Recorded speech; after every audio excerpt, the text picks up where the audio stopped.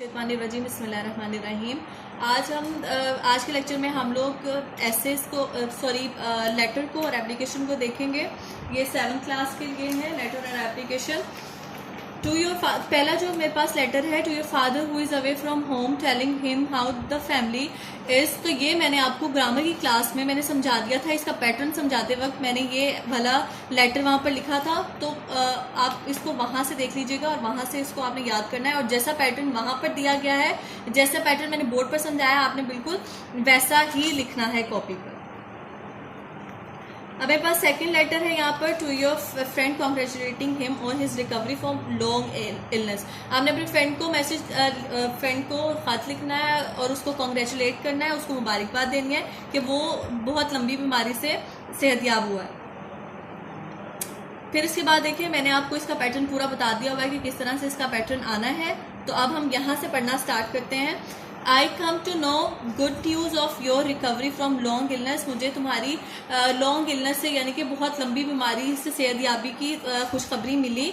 Really my joy knew no bounds. और मेरी खुशी की कोई हद ना रही when I heard this news, जब मैंने ये खबर सुनी। Please accept my heartiest congratulations.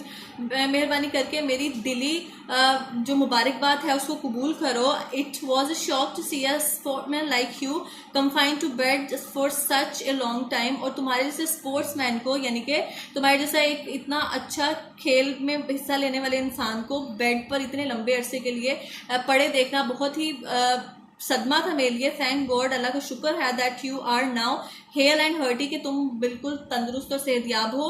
I have decided to give a grand tea party to my friends on your arrival. और जब तुम आओगे तो तुम्हारे आने पर मैं अपने दोस्तों को एक बहुत बड़ी चाय की दावत दूंगा। So please let me know when you are coming back. और मुझे जल्दी से बता दो कि तुम कब वापस आ रहे हो, so that I am fix the day for the party, ताकि मैं डे को, उस दिन को फिक्स कर सकूं पार्टी के लिए। फिर इसके बाद है to principal for school leaving certificate. School leaving certificate के लिए हमने अब एप्लीकेशन यहाँ पर लिखनी है। एप्लीकेशन का पूरा मेथड मैंने ग्रामर क्लास में समझा दिया था कि ये किस तरह से लिखी जाएगी। तो अब आपने उस पैटर्न को मद्देनजर रखते हुए एप्लीकेशन जो है इसको आपने लिखना है, और इसी तरह से आपने इसको रीड भी करना है और लर्न भी करना है। फिर इसके बाद मेरे पास है स्कूल लिविंग सर्टिफिकेट के लिए। स्कूल लिविंग सर्टिफिकेट के लिए हम लोग को एप्लीकेशन लिखनी है। Most respectfully I would like to say that my father has been transfer to Lahore, कि मेरे फादर जो है वो ट्रांसफर हो गया उनका लाहौर में। लेकिन हम तो लाहौर में ही रहते हैं ना, तो अपने लाहौर की जगह पे कोई और सिटी का नाम लिखना है। We all are going with him, हम सब उनके साथ जा रहे हैं। I'll need a schooling certificate to get admission at some school at Lahore or whatever, जो भी आप सिटी लिखोगे। तो वो कह रहे कि हम में भी उनके साथ जाना पड़ रहा है, इसके लिए मुझे स्कूल को छोड़ना पड़ेगा। तो स्कूल छोड़ने के लिए मुझे अब नए स्कूल में एडमिशन लेने के लिए क्या करना पड़ता है कि स्कूल लिविंग सर्टिफिकेट होना ज़रूरी होता है। तो I therefore request you to grant me school leaving certificate. मैं आपसे दरख्वास्त करता हूँ कि एक स्कूल लिविंग सर्टिफिकेट जो है वो मुझे अनायत कर दीजिए। I should be very greatly obliged to you for this favour. और इसके लिए, इस काम के लिए मैं आपका बहुत ज़्यादा मशकूर हूँगा।